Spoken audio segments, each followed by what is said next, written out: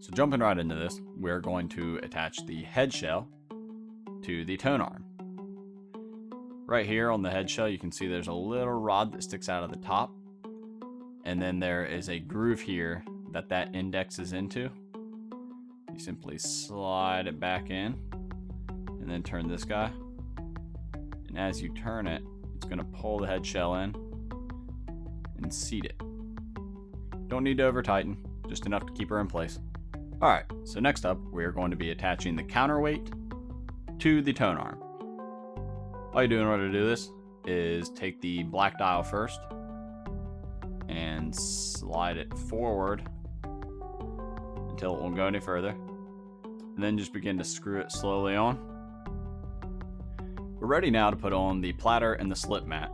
However, I wanted to just make note of the voltage selector right here. It comes shipped to 115 by default because most homes in the US run on 115 volt. However, there's a chance you might be running on 230, so if you are, make sure you switch that. Now the platter doesn't have any sort of retention or indexing, it just slides right over the spindle. I can't tell if there's a magnet on it or not, but it feels really snug, and I think it might actually just be a friction fit. And of course the slip mat doesn't need anything to hold it in place because it's supposed to slip. Now we can go ahead and put on the dust cover. First, you're going to have to take your hinges and slide them into these key channels on the back. Just slip right down in. No real holding force there. After that, you'll just take your dust cover and slide the hinges right into those slots on the back, and the weight should allow it to close forward on its own. Oh, hi there.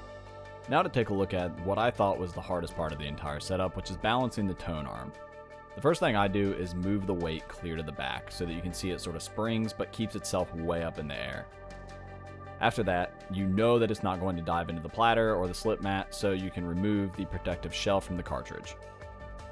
You want to remove this because it does impact the weight, even if it is just by a tiny bit. So what you're going to do is you're going to start twisting the counterweight at the back of the tone arm forward until the tone arm starts to come down further and further, but so that it doesn't dive into the slip mat. And you can see that I know that this could be an issue, and because of that, I'm constantly holding onto the head shell and making sure that it doesn't get away from me. Now, obviously, you have to let go to test and see if it is in fact balanced or not. And I definitely recommend getting down level with the surface and looking at it to see if it is sitting parallel to the platter. Now, the reason this is important is because if the tone arm is sitting too front heavy, then it's going to be putting unnecessary pressure on your records, and in turn, it's going to cause unnecessary wear. This could also cause the stylus to bend or even break. Whereas on the flip side, if there is not enough weight on the front, it's going to be sitting too high and could end up skating across the record far easier, thus scratching your record or damaging the stylus yet again. So let's take a look at this actually parallel with the system and see if it's set up right. You can see it's balancing perfectly without me even touching it, and it's sitting almost level with the platter. So let's go ahead and lock it back and do the fine-tune adjustment. We do this with the dial on the front of the counterweight. Start out by setting it to 0, and this sets your stylus pressure to nothing. Now for the cartridge that comes with the LP120, it asks you to turn the entire counterweight from 0 to 2.0, and this will give you a 2.0 stylus pressure. Next up, you can take and turn the little set screw to tighten it down and make sure that it doesn't move on its own during transit or just storage or whatever. And then we can set our anti-skate to 2.0. Yet again, this is cartridge specific, so only do it if you use the default cartridge, and you're good to go. Sorry this took me so long to get out. I actually had all this footage recorded the same day that I unboxed my record player. It just took me forever to edit and render it and upload it because, well, I'm a piece of shit.